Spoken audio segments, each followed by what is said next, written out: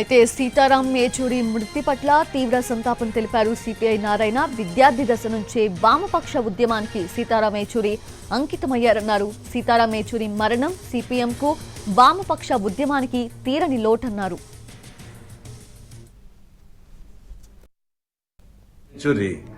Sitaram Yechury CPM ప్రధాన కార్యదర్శి కాకుండా భారతదేశంలో వామపక్ష ఉద్యమానికి కూడా ఆయన ఒక ప్రత్యేక ఉండేవాడు.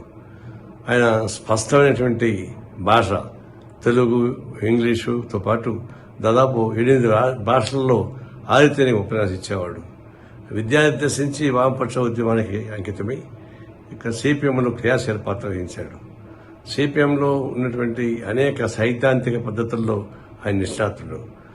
యూపీఏ ప్రభుత్వం 1లో ఆయన ఒక సిద్ధాంతాన్ని, తన ప్రణాళికని తయారు చేసినటువంటి వ్యక్తి ఆయన.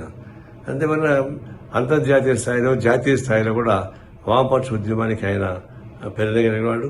చాలా ప్రచారం అందరికీ బాగా తెలుసు. జాతీయ స్థాయిలో, అంతర్జాతీయ స్థాయిలో సమావేశాల్లో కూడా నేను కూడా ఆయనతో కలిసి పాల్గొనడం జరిగింది. ఒక సోవియట్ యూనియన్లో, వియత్నాంలో వాటిలో కూడా. ఇది ఒక విధంగా చెప్పాలంటే సిపిఎంకే కాకుండా వామపక్ష ఉద్యమానికి తీవ్రమైన లోటు. ఆయన మరణం అనేది చాలా తీవ్రమైన నష్టం సిపిఎంకు. అదే ప్రజాంత ఉద్యమానికి, లౌకిక వ్యవస్థకి చాలా నష్టం. అందుకు ఉన్నటువంటి మతోన్మాద పార్టీలు విజృంభిస్తున్న తరుణంలో ఈ సమయంలో సమర్థవంతంగా గళాన్ని వినిపించేటువంటి వ్యక్తిగా ఉన్నటువంటి సీతారాం యేచూరి గారు అనేక ఉద్యమాల్లో పాల్గొన్నాడు. ఆయన పార్లమెంట్లో మా సోదరులకు చేశాడు, బయట ఉద్యమాలు సాగించాడు.